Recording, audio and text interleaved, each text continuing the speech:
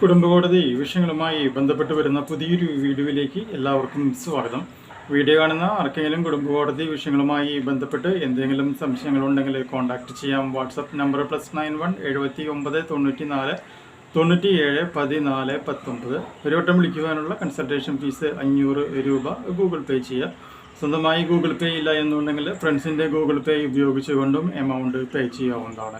Members only videos കാണണമെന്നുണ്ടെങ്കിൽ താഴെയുള്ള join button press ചെയ്ത് membership എടുക്കുക. കൂടാതെ വിവിധ വിഷയങ്ങളുമായി ബന്ധപ്പെട്ട വീഡിയോസ് പ്ലേലിസ്റ്റിൽ അവൈലബിൾ ആണ്. ഇന്നത്തെ വീഡിയോയിൽ നമ്മൾ ഡിസ്കസ് ചെയ്യാനായിട്ട് പോകുന്നത് 2018 ബഹുമാനപ്പെട്ട സുപ്രീം കോടതി IPC 498A മിസ്യൂസുമായി ബന്ധപ്പെട്ടുകൊണ്ട് ഒരു പ്രധാനപ്പെട്ട ഒരു കേസ് ഉണ്ടാവുകയും ആ കേസിനെ അടിസ്ഥാനപ്പെടുത്തിക്കൊണ്ട് ഒരു ഗൈഡ് ലൈൻസ് ഇറക്കുകയും ചെയ്തിട്ടുണ്ട്. ആ ഗൈഡ് ലൈൻസും ആ കേസിനെയും കുറിച്ചിട്ടാണ് നമ്മൾ വീഡിയോസിൽ ഡിസ്കസ് ചെയ്യുന്നത്. പ്രധാനമായിട്ടും 2 പാർട്ടായിട്ടാണ് ഈ ഒരു വീഡിയോ ഉണ്ടാവുക. പാർട്ട് 1 ഏതാണ് കേസ് എന്നും ആ കേസിനെ ബേസ് ചെയ്തുകൊണ്ടുള്ള മറ്റ് പ്രധാനപ്പെട്ട കേസുകളും കോടതി കണ്ടെത്തിയിട്ടുള്ള ഫൈൻഡിങ്സുമാണ് നമ്മളിന്ന് ഡിസ്കസ് ചെയ്യുന്നത്. ഓക്കെ, അപ്പോൾ നമ്മളിന്ന് ഡിസ്കസ് ചെയ്യാൻ പോകുന്ന കേസിൻ്റെ പേര് എന്ന് പറയുന്നത് Rajesh Kumar and others versus state of UP 2017 എന്ന് പറയുന്ന IPC 498A ബന്ധപ്പെട്ട് വരുന്ന ഒരു കേസാണ്.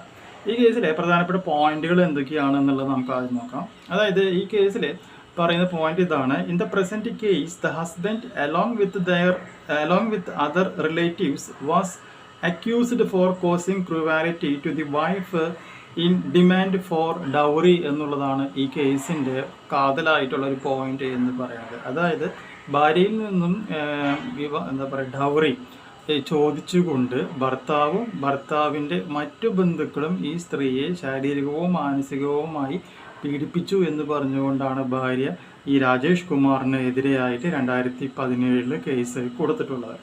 അപ്പോൾ അങ്ങനെ ഒരു കേസ് കൊടുത്തപ്പോൾ അതിൻ്റെ അടിസ്ഥാനത്തിൽ ഇവിടെ എന്ത് സംഭവിച്ചേക്കുന്നത്, ഈ കേസുമായി യാതൊരു വിധത്തിൽ ബന്ധമില്ലാത്ത രാജേഷ് കുമാറിൻ്റെ ബന്ധുക്കളടക്കം ഈ ഒരു കേസിൽ ക്രൂരതയുടെ പേരും പറഞ്ഞുകൊണ്ട് ഈ കേസിൽ പെട്ടുപോയിട്ടുണ്ട്.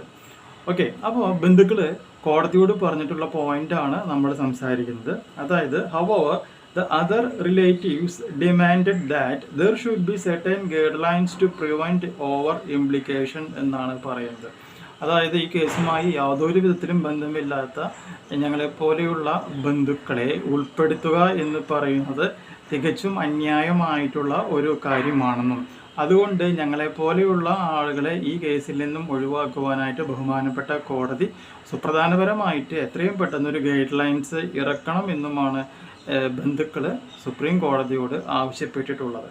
തുടർന്ന് പറയുന്ന പോയിന്റ് ഇതാണ്: in most of the cases the relatives of the husband are also being dragged into courts in cases of section 498A IPC എന്നാണ് പറയുന്നത്. അതായത് വ്യക്തി വൈരാഗ്യത്തിൻ്റെ പേരിൽ ഇന്ത്യയിൽ ഉടനീളം ഭർത്താവിനേക്കാളും കൂടുതൽ ബുദ്ധിമുട്ട് അനുഭവിക്കുന്നത് ആരാണ്? ഈ കേസുമായി ഒരു ബന്ധവുമില്ലാത്ത ഭർത്താവിൻ്റെ ബന്ധുക്കളാണ്. However, it is not necessary that they have been party to the offence. ഒരു ബന്ധമില്ലാത്ത ആൾക്കാർക്ക് മുഴുവനും എതിരെ എന്ത് സംഭവിക്കുന്നു? കേസ് ഉണ്ടാവുകയാണ്. So, thus, a question with respect the need for directions to prevent misuse of section 498A IPC was raised in the appeal. ഇതിനെ തുടർന്ന് 498A IPCയുമായി ബന്ധപ്പെട്ട് ഒരു പുതിയൊരു ഗൈഡ് ലൈൻസ് ഇറക്കണമെന്ന് ഈ ബന്ധുക്കളും മുഴുവനും കോടതിയോട് അപേക്ഷിക്കുകയാണ് ഉണ്ടായിട്ടുള്ളത്. ഇതിനെ തുടർന്ന് ബഹുമാനപ്പെട്ട കോടതി 498A IPC മിസ്യൂസ് ചെയ്യുന്നതുമായി ബന്ധപ്പെട്ടിട്ടുള്ള വളരെ സുപ്രധാനപരമായിട്ടുള്ള കുറച്ച് കേസുകൾ ഇവിടെ റെഫർ ചെയ്തു. ആ കേസുകൾ ഇതൊക്കെയാണ്: case number 1 Sushil Kumar Sharma versus union of India, 2 Preeti Gupta versus state of Jharkhand, 3 Ram Gopal versus state of MP, 4 Savitri Devi versus Ramesh Chand.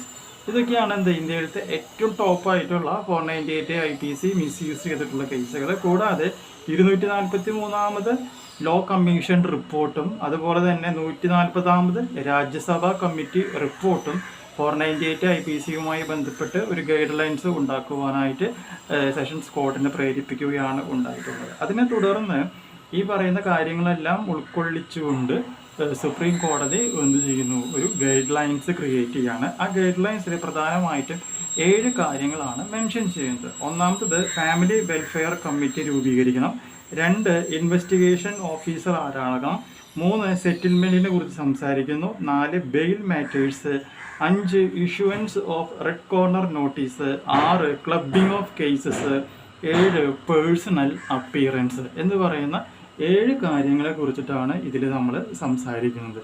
ഈ 7 കാര്യങ്ങളുടെ ഹെഡിങ് മാത്രമാണ് ഞാനിപ്പോൾ വീഡിയോയിൽ പറഞ്ഞിട്ടുള്ളത്. ആ 7 കാര്യങ്ങളെ കുറിച്ചിട്ടുള്ള ഡീറ്റെയിൽഡ് ആയിട്ടുള്ള എക്സ്പ്ലനേഷൻ വരും വീഡിയോസിൽ നമ്മൾ സംസാരിക്കുന്നതായിരിക്കും.